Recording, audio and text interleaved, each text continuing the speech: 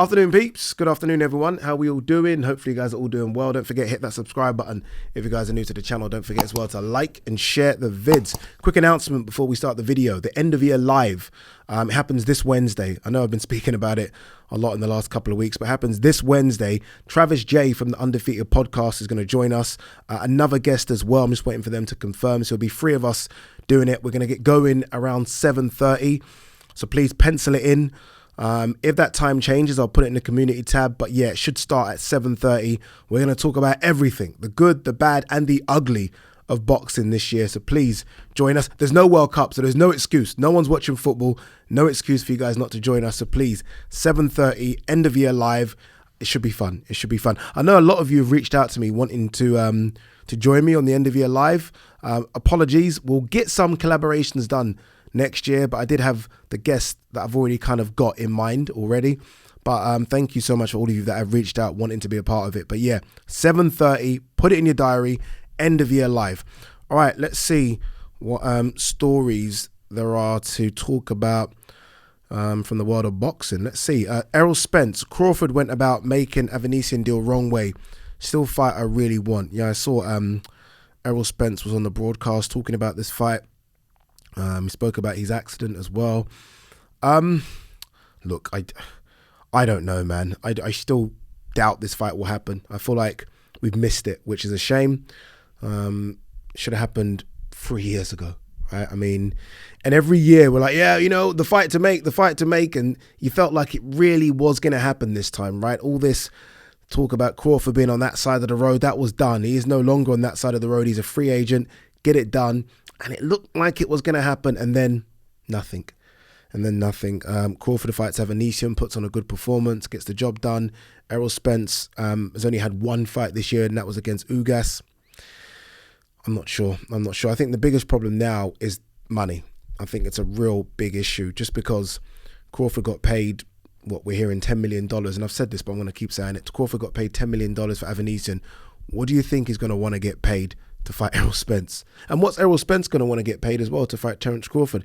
I think both of them. And look, there's two ways to look at this. Obviously, from who they are standpoint, they both deserve a lot of money. I mean, Errol Spence, unbeaten. For me, a pound for pound, top 10 banked, right? Maybe as high as number 7 or 6.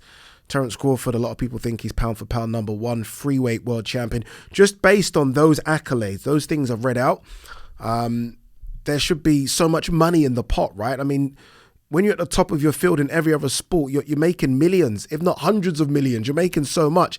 Fortunately, it doesn't work like that in boxing. It doesn't work like that. So the money that both of them deserve, I don't think this fight generates it. I don't. I still think it could touch 1 million pay-per-view buys. I'm not quite sure if it touches it at $100 a pop, but it'll get close. But I don't know if both of them make, what do they want, 15 million maybe? I don't know. I just don't think it generates that kind of money. And I think that's the biggest problem. But I'm hoping I'm wrong. I'm hoping that 2023, I feel like I've been saying this for about 4 years now. I'm hoping in 2023 we'll get to see it, but I doubt it. One other thing as well, looking at Errol Spence, when he was on the broadcast, he looked massive. He looked really, not fat. I mean, like just big, just a growing man. And this is a guy that's been at 147 his whole life. How's he going to keep doing it? I'm not quite sure. So, I'm not quite sure. Katie Taylor, named Irish Sportsperson of the Year, first boxer to win the award 3 times. I mean, she's had a fantastic year. I mean, she had, in my eyes, the fight of the year. She followed that up by a routine win. So, look, she's had an incredible year. She really has. You know, I was just thinking of Conor McGregor. I always think of Conor McGregor. I don't know why. Maybe because I was such a big fan of his. And it's a shame the way he's going. Like, he just seems to be... And the other day, I'm going to contradict myself here now, because the other day I said, like, you know, he's living the life the way he wants to live the life. But he could have really gone down as something special, win or lose. Like, he should be winning this award all the time. But it's just weird what's going on with him. His friends suing him, Artem Lobov suing him for this proper whiskey stuff, and he's having a go at politicians online, which isn't always a bad thing, but he just seems like he's lost his way a little bit. But yeah, well done to Katie Taylor, really good year. And hopefully, I mean, Eddie's spoken about this, hasn't he? Hopefully he can get her that sort of, I think it will be a farewell fight. I think it will probably be our last fight at Croke Park. Let's see if he can deliver, because that's not going to be easy. And look, they're talking 80,000 in there. There's only one person that's going to get... I mean, look, I don't think... Can she fill it up fighting anyone else? Maybe, right? Maybe, but it has to be Amanda Serrano. I know there's been a lot of talk about Chantel Cameron, Alicia Baumgartner's names been brought up, Michaela Meyer. It has to be, it really has to be Amanda Serrano. I saw this the other day that Savannah Marshall has said, you know what, let's do it again with Claressa Shields. There was a rematch clause. She's decided. And I like this because she's obviously not done it immediately, right? The fight was, 6-7 weeks ago now. About that, right? She's not decided immediately we're going to run it back. She's had a look at the tape. She's watched it. She's thought about it. Maybe looked at the other options available to her and thought, let's go again.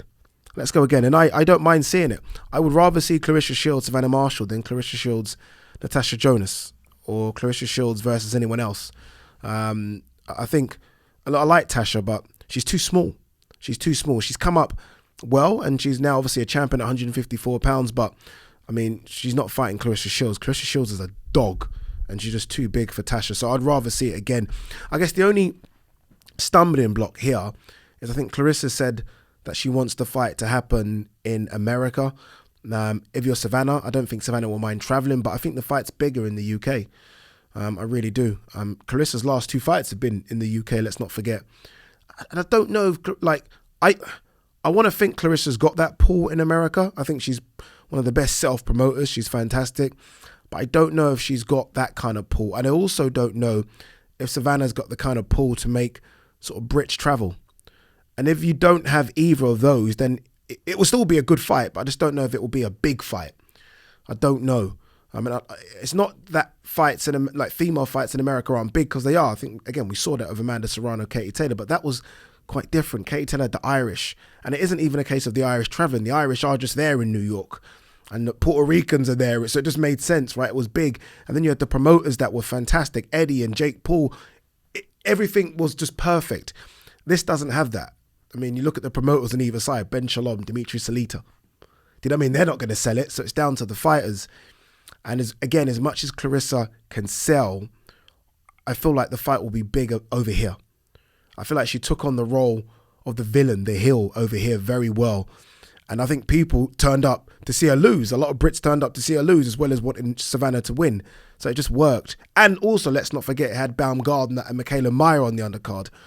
So, yeah, as much as Claressa's saying, look, the fight has to happen in the States, I think once they do the numbers, I feel that the fight will be bigger here. Bigger here, O2 Arena, 20,000. And you never know, they might even try and sneak it on pay-per-view. Not saying they should, they might. Who knows? Andre Ward, you've got to favour Tank Davis in the Ryan Garcia fight. Yeah, you know when you picture how a fight plays out, like when you close your eyes like I'm doing now and picture how a fight plays out, I can picture Tank knocking out Ryan. Do you know what I mean? I can't picture Ryan knocking out Tank. I can picture Ryan winning a points decision, but most of my thoughts are Tank will sleep Ryan. Although Ryan, I think, is a very, very good fighter, I still think he's underrated. I mean, I was lucky enough to do his last fight, and he looked really good, really sharp, really big as well. Javante's got this fight coming up in a couple of weeks. No, 3 weeks. Ryan was supposed to have a fight as well in Austin, Texas. Ryan has said no to that fight. He's going to wait and go straight to the Javante fight, which they're looking at April as the date. It's good and bad. Good because obviously you don't risk injury then. You're not risking injury. Anything could happen in a fight, a cut, anything. So that's good. Bad in the sense that means you would have been out the ring a year. You might get rusty. You might get rusty. And he's growing, as I say. So I wonder if they're going to do like almost a mock fight camp. So, you know, he just doesn't have a fight per se, but you do everything else. You cut weight, maybe not to 136, but you cut weight to maybe 140, 144. So your body's used to kind of getting down in size again. Everything. You do everything. You maybe do a proper free... I'm trying to think of the sparring you'll do. You take it up a notch. Maybe that. So you're not as rusty. But look, he's very, very confident. Tank's very, very confident. And right now, with all the fights that have been mentioned, this is probably top 3 in terms of biggest. This is top 3. This I'm confident will do 1 million pay-per-view buys. I just feel like it's got the perfect ingredients. Perfect ingredients. 2 polar opposites, 2 different fan bases, 2 different promoters. It's almost a shame really that Floyd isn't involved, because you would have had the Floyd Oscar element as well. It would be nice if Floyd turns up as, you know, the ex-promoter, but I doubt he will. But yeah, it's a shame. All right, let's anything else? Frank Martin got the win. Remember, I was talking about this on the last video, like Martin versus Rivera. The winner's going to go on to be in the mix in the lightweight division. Well done for Martin to get in the win. He will be there now. His name has to be in the mix. They're asking for the big names. Let's see if he can get one of the big names. I kind of feel like I know what route they'll go. Like that kind of gatekeeper world level route is Richard Comey, isn't it? He's that guy. So they're probably going to go that route. And then we'll see what happens. We'll see what happens after. Congratulations as well to Dan Aziz, got the win over Rocky Fielding. I'll be surprised if we see Rocky Fielding again. But for Dan Aziz, I said this on the video, it's time to go now. You know, you look at Dan Aziz and sometimes you forget that Dan Aziz is, was he 33, 34? Just go. Risk it. Go. Fight go. I don't know who he can get in there with, but you might as well have an opportunity to risk it all. He's not 28, 29 where you can maybe have one more. Go now. Ben Shalom's got to find him something. As Chris BILLAM-SMITH, who got a good win as well on Saturday. It's going to be interesting what they do with Chris BILLAM-SMITH. Obviously, look, he wants world titles next, and rightly so. He's done the European, he's done British, he's done Commonwealth. He's ticked all that box, and he's getting really good, really strong, really aggressive. A nightmare for a lot of people because he rushes you, he puts his body on you. He doesn't give you time. He really closes the distance very quick, and he's massive for the weight. Be interesting to see what they do with him. But again, he's another person where world title. Like what are you in this for? I'm in this for money. I'm in this for world titles. He's got the money now with some defenses of that British and Commonwealth titles. Now surely it's world titles. It's what has to be world titles. So let's see what they do. A good win for Caroline Dubois on the weekend as well. I have no doubt in my mind she will be a world champion. Like, she is spiteful. She's aggressive, becoming more confident just in her interviews as well. She used to be very shy. I remember I interviewed her just before the Olympics.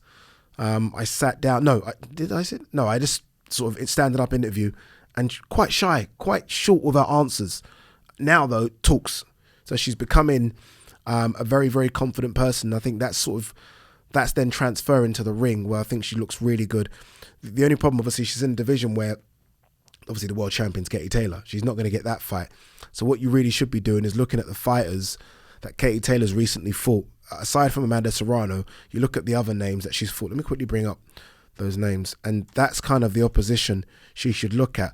Or maybe she even should look at a run at 140 pounds. I think she'll go all the way up to 154. All right, so I'm not asking about the Serranos. I'm certainly not talking about Adelphin Pazoon, but you look at Jennifer Han, she should look at that. She should look at Sharapova, Karabahal, those type of names. Because then you can make the comparison and then you'll know if she's ready. But I think she's ready anyway, so good luck to her.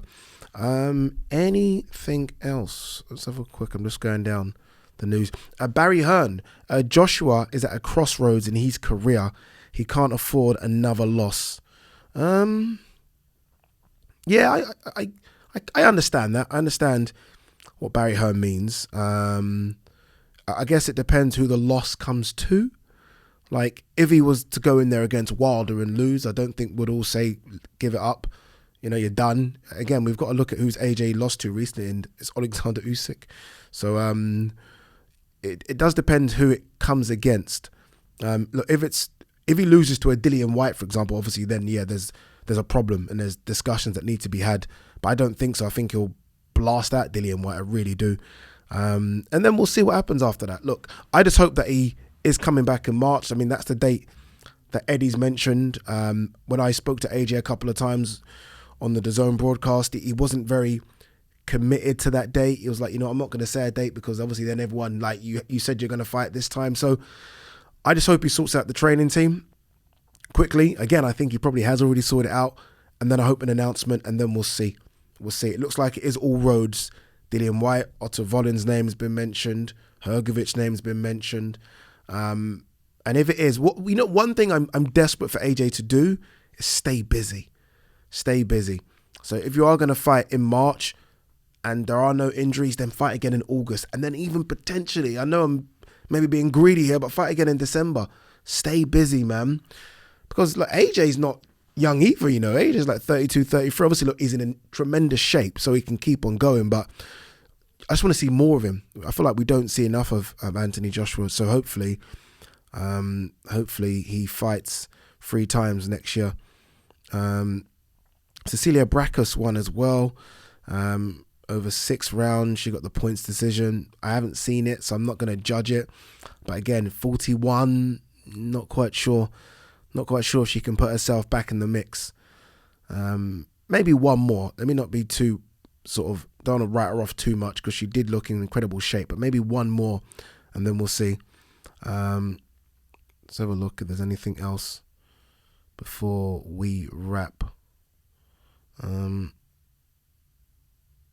Eubanks promoter, I'm guessing this is Callie Sowland, frustrated by Benn drug scandal. I don't know a bloody thing that's going on. I think it was announced, was it the Telegraph or someone? Anyway, it's gone. Michael Benson, someone said that Conor Benn's lawyers have given a 270-page document to the WBC to look. 270 pages? Bloody hell. Is someone really going to go through is someone really going to go through 270 pages? Look, we'll see what happens. Again, Conor's come out, and I think that statement that I read out a couple of weeks ago, he's quite confident. I think Eddie seems to be confident. So we'll just have to wait and see. And it's not only wait and see what the ruling is. I think we ourselves will wait and see, and we'll wait and see what the ruling is, and then we'll make our own judgment, right? Because the ruling could be one thing, and it could be a technicality. We'll make our own judgment. But hopefully there's some end to this. Good or bad, there's some end. All right, let's end on this one.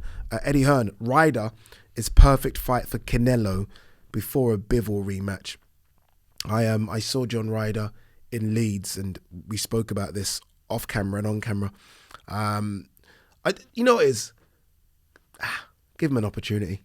Honestly, give him an opportunity. And let's understand, like, Canelo will beat John Ryder, right? Yeah, I think we all, you don't have to be Einstein, but Ryder will fucking give it a go. It won't be easy work. He actually reminds me of Canelo a little bit as well. His stature, he's built. But look, if Canelo's desperate for a fight over here, and we think he is, that's what we're hearing, then, I mean, John Ryder's a good opponent for him. And for John Ryder, and I asked him, I said, would you prefer to fight Canelo in Vegas or over here at the Emirates? Because that's what they're talking at the Emirates Stadium. And he was like, Vegas. He wants to see his name up and bright. And I get that. As a boxer, you must want that, right? Where your name's up on the Vegas Strip, you see it outside casinos. You must really, really want that. Your fans and your family travel. Don't get me wrong, Emirates, 60,000 would be incredible. But as a boxer, I can understand how the lure of a Vegas or a Madison Square Garden is just too much to turn down. Especially us Brits that have grown up watching those big fights in America. So I can understand why all of them, whether it be Lee Wood, Josh Warrington, even Carl Froch was talking about it towards the end of his career. Everyone just wants to go to America for that big fight. I get it. All right, guys, girls, don't forget, Wednesday, we're doing a live. I'll probably do another video tomorrow to remind you, but Wednesday, live, 100% Travis J, one more guest as well. Should be fun.